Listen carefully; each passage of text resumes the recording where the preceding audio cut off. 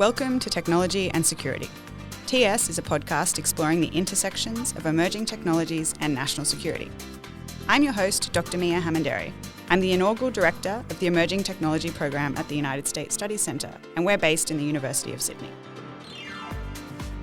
Welcome back to Technology and Security. This is the first episode of 2024, and we hope you had a great break. My guest today is Nita Farahany.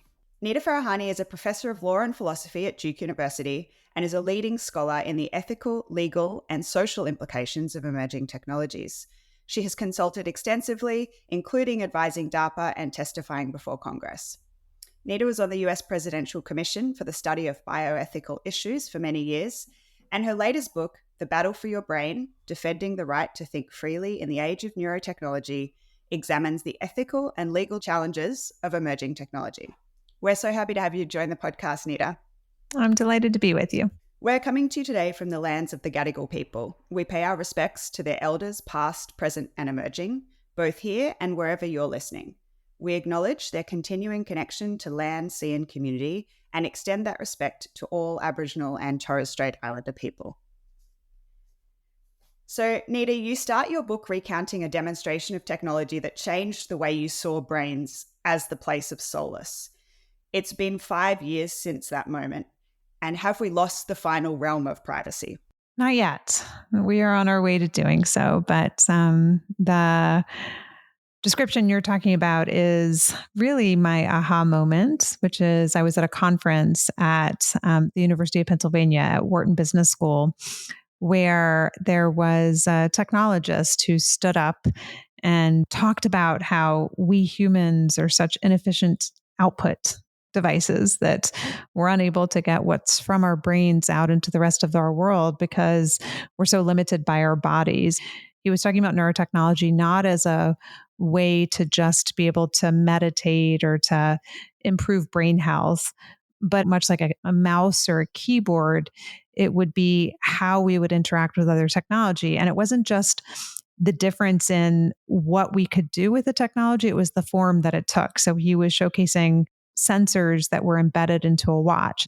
That to me was different because up until then, neurotechnology had niche applications in form factors that were either bulky and medical grade or were things that we would never wear in our everyday lives, like a stiff forehead band that was, awkward and uncomfortable. And so a watch that could be multifunctional, you could tell time, it was unobtrusive, but also changed the way you interact with other technology was like, wow, we're not there yet. That is, we haven't lost our final frontier of privacy because those multifunctional devices, while a few proof of concept ones have hit the market just in the past year, the big tech players, Meta, Apple, Google, those are all products that they're launching within the next few years.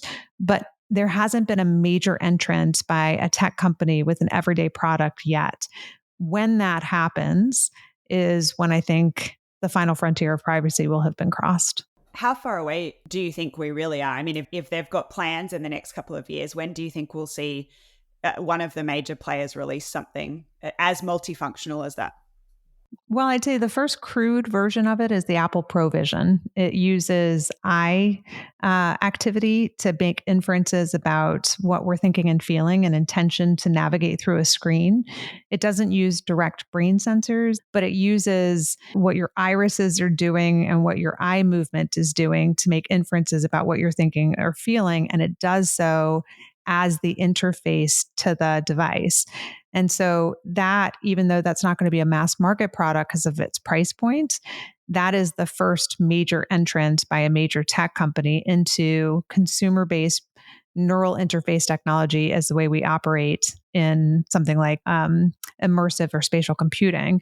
And then pretty soon thereafter, I think probably in first quarter of 2025, Meta will launch its watch. So that aha moment was by a company that I thought was going to be acquired by Apple. It ended up being acquired by Meta, and they have really gone all in and investing in that being one of the primary ways that we'll interact with Oculus and their other immersive environment devices. Since I wrote the book, generative AI has exploded, and it has also exploded the opportunities for neural interface, because the possibility now of launching a neural interface device with basic functionality, like you can go left, right, up, down using neural interface, but having it powered by generative AI where it learns you and co-evolves with you over time such that it becomes increasingly more powerful and personalized. And so when Meta in its Meta Connect conference a couple of months ago was talking about the updates with respect to this device, that's one of the things they talked about, that this has very much now become an AI story and a generative AI story where the technology will co-evolve with the individual. You show in your recent book that neurotechnologies are already more pervasive than we realize. And before we kind of get into some of the future implications, can you explain a little bit about the sensors in neurotechnologies and their applications? Most of the devices are measuring electrical activity in the brain. So when a person thinks or does anything, neurons are firing in the brain, and those give off tiny electrical discharges. And when you have a dominant mental state, hundreds of thousands of neurons are firing at the same time.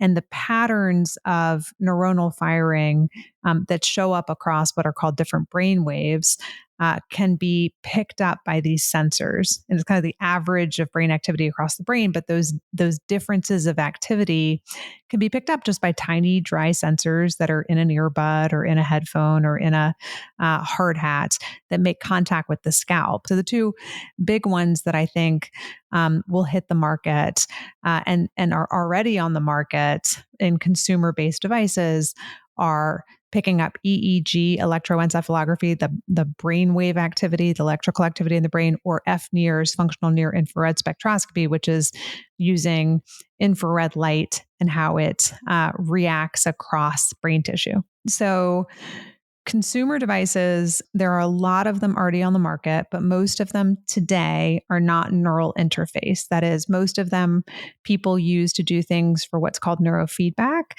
That is, to see their brain activity when they're meditating or if they're stressed or for something like that. It can be used medically for things like training your attention if you have something like ADHD. So that same idea of neurofeedback, which is seeing how your brain reacts and then using, for example, a gamified approach to improving your attention over time. For the most part, the medical grade technology has evolved a little bit differently than the consumer grade technologies. For example, in a clinic or in a hospital, it's not in the form of like earbuds or headphones, which have just a couple of sensors in it. It may be, 128 sensors that are applied with gel using a cap across a person's head to pick up far more precise information about brain activity. That would be an EEG cap.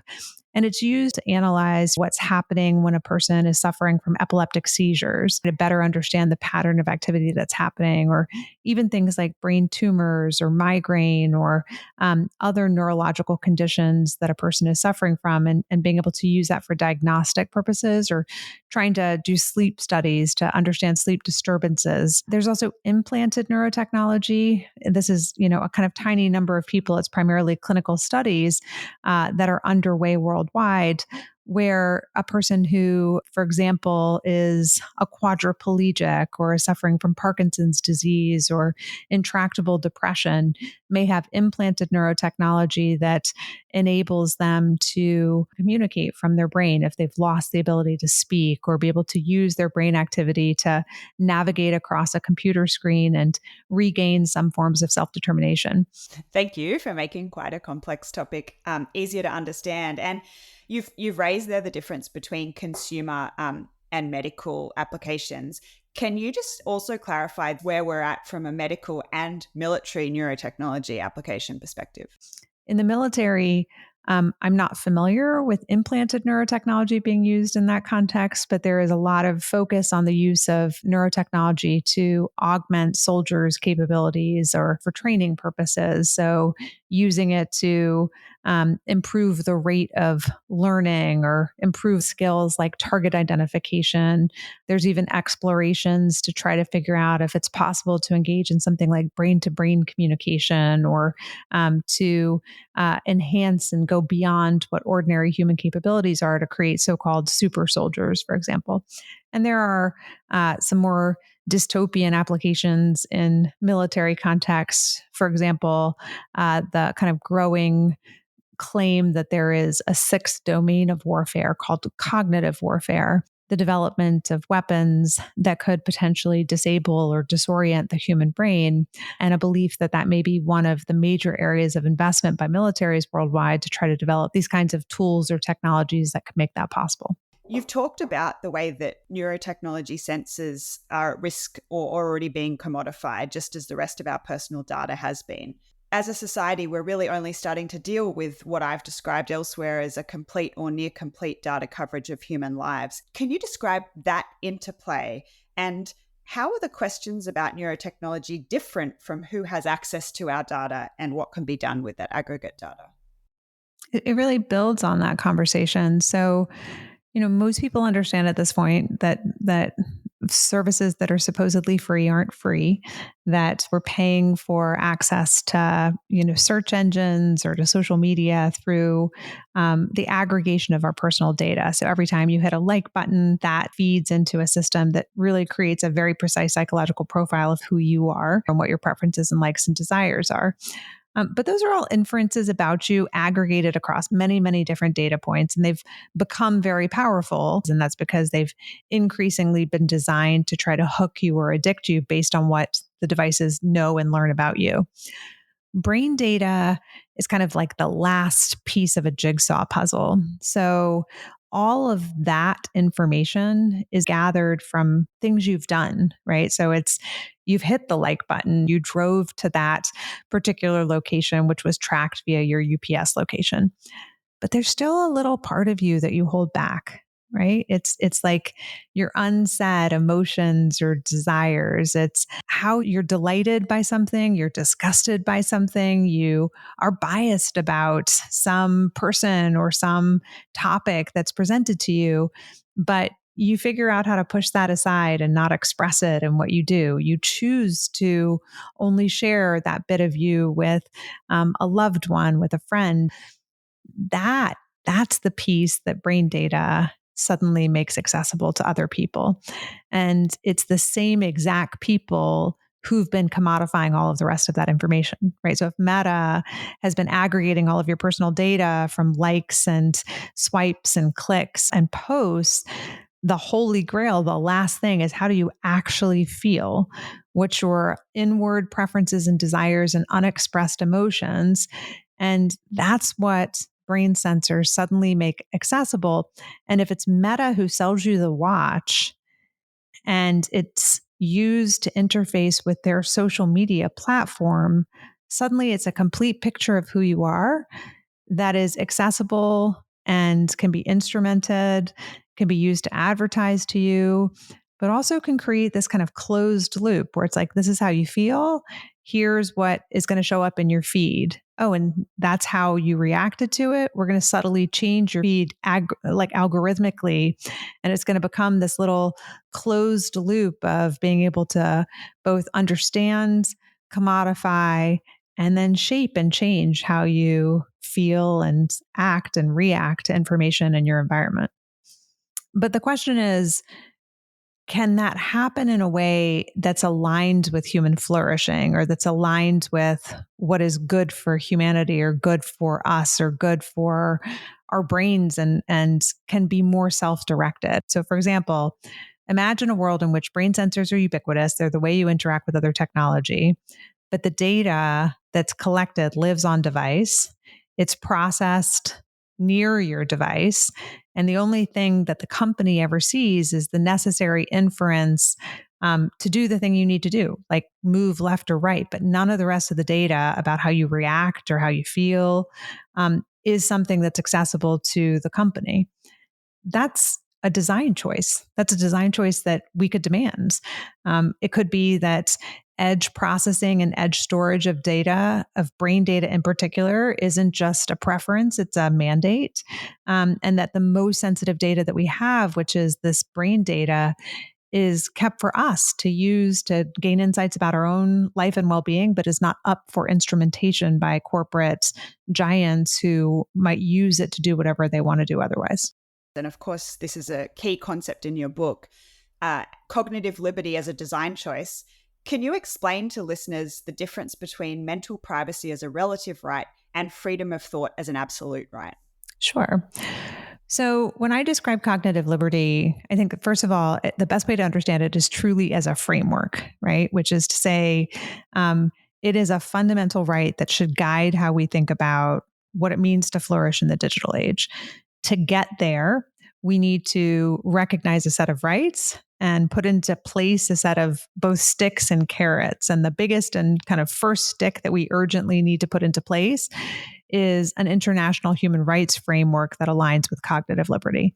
And that means updating three existing human rights: the right to self-determination, which is currently recognized as a collective and political right, which also needs to be an individual right, which includes a right to self-access. It means recognizing that privacy includes a right to mental privacy, which is a relative right. And by relative rights, what I mean is that there will be times that societal interests outweigh the individual interest in mental privacy. And so it's a balancing act between the needs of the common good and the needs of the individual. But by recognizing it as a right, that means that under international human rights law, it can only be restricted if there's a legal reason that that mental privacy should be infringed upon. If the need matches the necessity. So, for example, you want to know if a truck driver is suffering from mental fatigue. That would infringe on their mental privacy, but their interest in mental privacy may not be as strong as societal interest in knowing if they're falling asleep at the wheel. But the only data you could get from their brain is whether or not they are tired. All of the rest of the information would remain with them because it has to be proportionate to the interest that you're trying to preserve for society. Freedom of thought is currently understood in international human rights law to primarily protect freedom of religion and belief.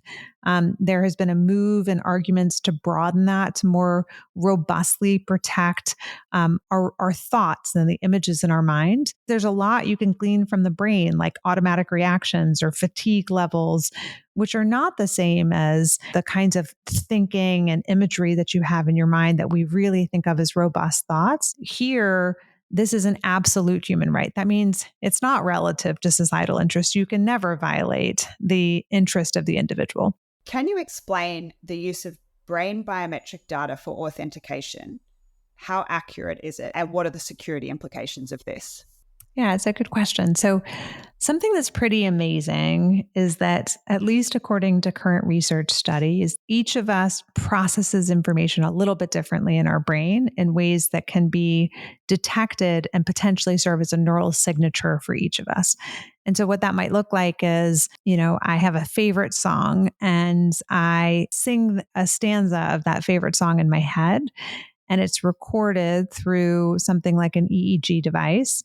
And then to authenticate myself, that is to say, it's really me when I want to unlock my phone or I want to gain access to a secure building, for example, I would sing that same little stanza in my head, and that would become the way that I would authenticate myself. This is what's called a functional biometric, because instead of something static like your face, it is how your brain is processing information, but it has the signatures of what are kind of like the best possible biometric. It's hidden. It's potentially unique to each individual. It's very difficult to replicate, which makes it a good form of authentication. It's unclear yet if it is scalable across the entire population. So there's a difference between authenticating a person and identifying a person. Identifying a person means you can pick each person out in the world based on their neural signature, which would mean that, across the billions of people in the world, each of us have a unique neural signature. We don't know yet. We haven't run that experiment to know if that's true. But so far, it seems like, at least for authentication purposes, that is matching a signature to a pre-recorded one, that it seems to be highly accurate and unique to each person. On consumer devices, do you ever think that threshold for identification could be used to verify an individual to apply lethal force? Wow, that's a hard question, since I hope we won't be doing it. So I will just start with, to me, it's horrific, the thought of using neural signatures as a basis for using lethal force against them. But Do I think that it could reliably pick out a person well enough that we could say that it has appropriately identified that person? Again, I don't totally know on the identification front, but I think on the authentication front, the answer would be that you can pick out a single person based on a previous recording. And if we just bring an earlier part of the conversation back to where we are, I don't think it's unreasonable to imagine a future that's coming pretty soon where most people will have recorded their neural signature because they use it as the primary way that they interact with other devices. And if that's the case, then that means that every person will have recorded what is their unique neural signature and will be using it pretty regularly as the biometric to unlock or to interact with their devices, in which case the question of does it scale across society so that we can pick out individuals, we'll have a better answer to. Also, will it be possible to uniquely pick out an individual and identify them and target them, whether it's from a military purpose or for any other purpose? The answer is probably yes. Concerning, but I think a really, really important question. In Battle for Your Brain, you talk about the potential that neurotechnology offers governments in surveilling not just people's behaviors and actions, but as you've set out, also their thoughts. And I want to kind of go to some of the national security implications here and set out, are there differences between the way that nation states want to apply and are currently applying neurotechnologies? The answer is probably yes. We don't know fully what every country is doing when it comes to neurotechnology.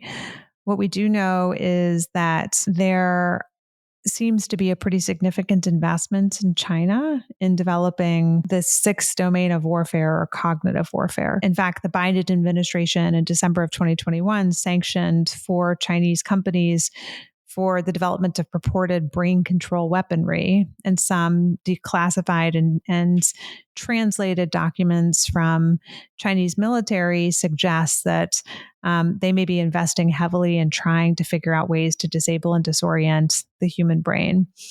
And of course, there is a lot of conversation about whether platforms like TikTok, for example, are really information warfare platforms are designed to try to both pick up, for example, biometrics of other citizens of other countries, and then try to disseminate particular kinds of information or amplify particular voices, or try to, strike discord within populations based on certain voices or certain messages that are amplified. And if you think about a heavy investment in neurotechnology devices as being part of that, it isn't hard to imagine this all being part of a bigger ecosystem developed around trying to understand, dominate, and potentially affect and disable other citizens of other countries and how their brains think and process and operate information. So it's definitely something I worry about a lot.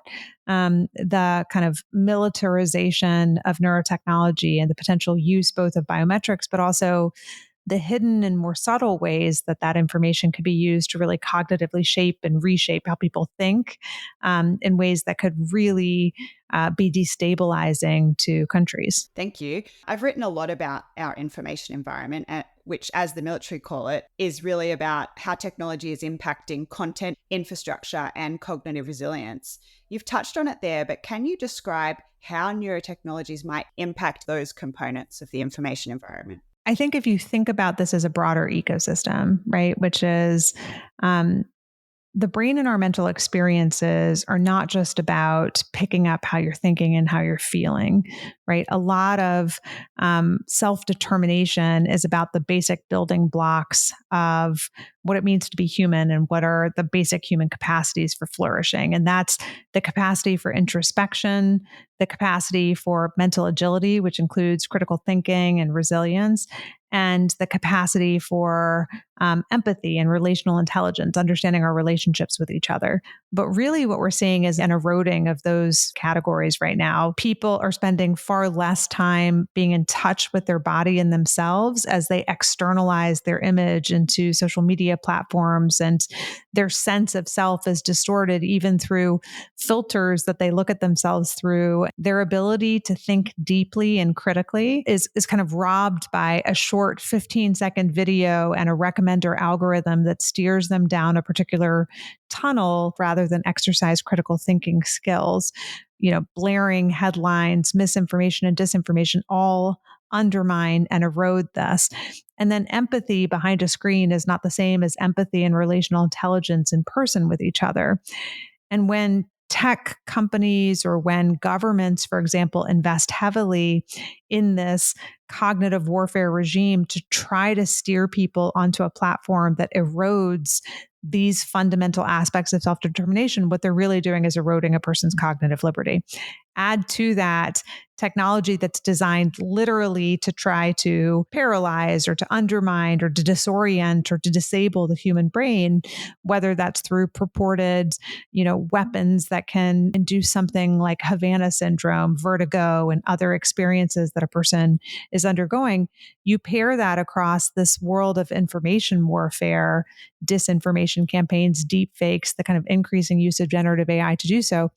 And what you see is a future where people really don't have cognitive liberty, where what they're left with is a lack of capacity to have self-determination over their brains and mental experiences. Do you have any ideas on how neurotechnologies can be used to improve our cognitive resilience, particularly things like disinformation? Probably one of the most important skills that we need is both introspection and the skills of discernment.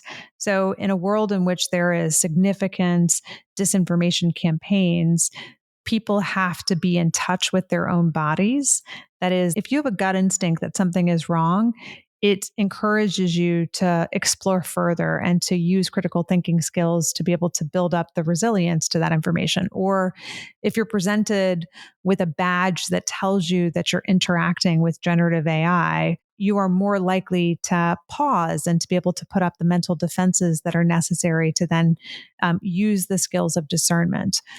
But if you lack introspection, if you no longer have a sense of your own body, if you no longer are in touch with the connection between brain and body, it's nearly impossible to then be able to say, my gut instinct is anything, because you have lost the connection to your gut instinct. If your discernment skills, the kind of critical skill that you need to have that resilience in the face of changing technology, has become so weakened because of both the lack of connection between brain and body, but also because your attention has been robbed from you. You can't exercise the cognitive resilience you need to be able to navigate through that. And so neurotechnology can help us by helping us to fortify introspection. It can start to give us a better sense of what we're feeling, to help us to visualize through neurofeedback, or to help us to better meditate, to help us to better sense and reclaim embodiment in ways that are necessary as the first skill in exercising cognitive liberty. It can even help us exercise greater skills of critical thinking by being able to see what happens each time a notification, for example, pops up on your phone, and use that to understand the cost of context switching, and then retrain your brain to be able to reclaim those skills that are necessary to exercise self-determination. I mean, this is so important in our everyday lives, but I'm thinking here about policymakers, decision makers, and members of the military, and how easily brain data can be weaponized. I mean, even our attention can be weaponized. So I'm also thinking here of how we might fortify our democratic institutions and our decision-making processes. I think that's right. To me, cognitive liberty isn't necessary just for individual flourishing. It's necessary for societies to flourish. If it doesn't become a priority for governments to invest in, you have a significant undermining of the skills and the capacities of an entire population. When you see, for example, China having a very different system on TikTok with its youth than it does in the United States, and start to recognize that those differences actually align with differences in mental health and differences in critical thinking skills and capacity to retain attention, you realize that there is a national security imperative to investing in the cognitive liberty of the populace, that collective cognitive liberty of people is necessary to the flourishing of not just global societies, but local and national societies to be competitive. And so I think it becomes a crucial area for entire societies to be investing in. And that means doing things like starting to recognize that the misalignment between tech companies that are designed to extract attention because it drives increase in ad revenue is contrary to national security interests of a country. Every country should be trying to develop not just a system of laws, but a system of incentives that start to shift tech companies to redesign their products to enhance cognitive liberty rather than undermining cognitive liberty of its people. Can you highlight the top national security threats of neurotechnology? I think we could start by saying it can be weaponized, right? It can be used for cognitive warfare in ways that are devastating. But that's almost the more obvious one, right? It's military use of it. It's used for super soldiers. I think the more insidious use of it is the more problematic one. And that's everything from capturing the biometrics of individuals, commodifying and using them to instrument and change them in subtle ways that people wouldn't even detect, to using it to create a closed loop environment where, you have the same tech company that has access to brainwave data or other forms of brain data that's driving the environment that the person is operating in, like an immersive or spatial computing environment, where it almost becomes like people are in a matrix that is operated by a foreign adversary. That's incredibly dangerous from a national security perspective. Unless there's some security and safeguards that are put into place against that, I fear that that's an insidious way of really getting at social control in ways that would be very difficult to counteract and to even detect. And so, to me, cognitive liberty is a national security requirement for countries to start to embed into products and to say, brain data is uniquely sensitive and uniquely valuable, and it needs to live on device. It needs to live in the hands of individuals. I want to go to a segment now on alliances. You've just set out really the need for cognitive liberty across national governments. How can we engage or collaborate on protection of human rights at a multilateral or international level? So to me, cognitive liberty and the reason in the battle for your brain, I really advocate as a starting place to think about it as an international framework for updating our existing human rights. I think it is an international priority. I think it is necessary for the basic human condition across the globe. It's not just that each country pitted against the other needs to defend the cognitive liberty of its populace. We have existential threats across society. And many people are worried, for example, about growing potential existential threats from AI. The way I think that we ensure that human thinking continues to be protected, continues to be up to the challenge, is by ensuring cognitive liberty flourishes, not by undermining it. And so, if you're going to invest heavily across the world in creating powerful generative AI systems, you should be investing heavily in ensuring that human cognitive capacities continue to flourish. Otherwise, it will be very difficult for us to be up to the task of actually managing the emerging threat. You've raised AI there, and obviously we've seen many efforts to regulate AI nationally and globally in the past few months. What are the interplays between neurotechnology and AI? It's a coevolution story, right? I mean, it's an AI story. While the hardware has become much better for neurotechnology, it's miniaturized. It can be put into sensors that can be put into multifunctional devices like headphones and earbuds and watches or wearable tattoos. It's the AI and the advances in AI that power the capacity to decode what's happening in the human brain and to modulate it and change it. Whether that's to improve signal to noise, that is to filter out noise through AI systems, or whether that's through the powerful capacity to decode what those signals mean, or the ability to customize for each individual through generative AI models what a person's unique classifier is that decodes what they're thinking and feeling. This is a deeply intertwined story where advances in AI are enabling the advances in decoding and ultimately changing the human brain. I want to go to a segment called Emerging Tech for Emerging Leaders. What emerging technologies are you watching most closely? Clearly generative AI.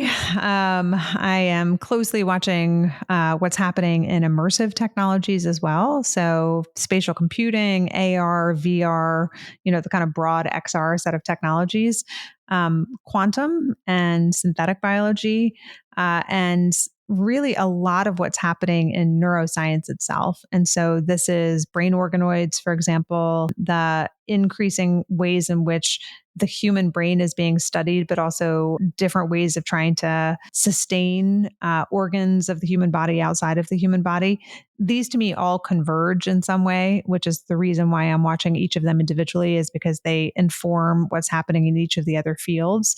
But those are the ones that I'm watching most closely. And what does the future hold for these neurotechnologies? To me, what's coming is truly wide-scale neural interface technology. It's brain sensors that are as ubiquitous as the rings that people wear to track their body temperature and the heart rate sensors that track their heart rate. It's probably more appropriate to think about how ubiquitous the mouse and the keyboard are, to think about how ubiquitous neural interface will become. I think people should keep their eye on everything brain health related.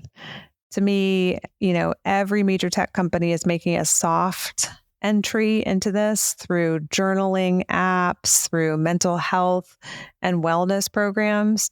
And they are all their first foray or normalization of a new world that is coming, focused on much more directly brains and mental experiences. So I'd say notice, most importantly, how every tech company has a new entry in this area. We've got a segment called Eyes and Ears. What have you been reading, listening to, or watching lately that might be of interest to our audience?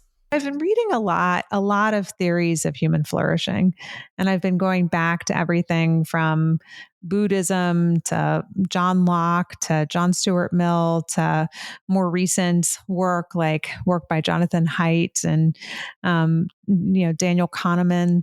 And the reason is because I'm really interested in how we have thought about theories of human thinking and how we've thought about the preconditions of human flourishing over time and the assumptions we've made about the sanctity of the human mind as a precondition for the capacity to flourish.